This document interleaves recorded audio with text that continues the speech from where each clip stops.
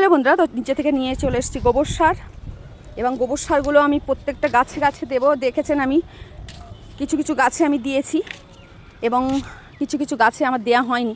আজকে সেই গাছগুলোই দেবো খুঁড়ে খুঁড়ে। আর এখানে আমাদের তরমুজ গাছও হয়েছে, তো তরমুজ গাছগুলো আমি এখন অনেকটা গাছ হয়েছিল বর্ষায়, অনেকটাই মরে গেছে। এবার এইগুলো আমি ভালো করে যত্ন করে দেখি কতটা তরমুজ পাই আমি, গাছ হয় কি ফুল হয়। তার জন্য পাশে থাকতে হবে, সাবস্ক্রাইব করে লাইক করে।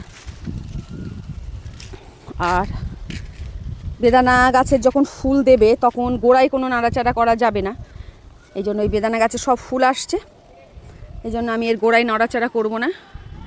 প্রত্যেকটা এতে এতে ফুল এসছে, এই জন্য আমি গাছে স্প্রে দেবো একটা। আমি স্প্রেটা কিনে এনে, এখন আমার কেনা হয়নি, কিনে এনে দেবো আর আপনাদের দেখাবো যে কি স্প্রে দেবেন আপনি বেদানা গাছে। আর আমি কিছু গাছ বলা হয়নি, আমার এই আপেল গাছের দুটো ডাং আমি কেটে দিয়েছি যাতে করে ভালো করে ফড়কি ছেড়ে সুন্দর করে একদম কচ ছেড়ে নতুন করে ভালো হয়।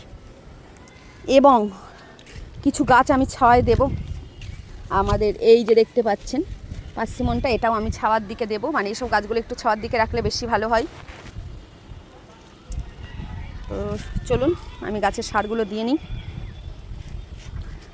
আর যে লেবু গাছের আমি পাতা টাতা কেটে দিয়েছিলাম, নতুন করে খুব সুন্দর পাতা বার হচ্ছে এবং তার সাথে সাথে ফুলও দিচ্ছে। আলহামদুলিল্লাহ, এই দেখুন সাথে সাথে ফুলও দিচ্ছে একটা দুটো করে।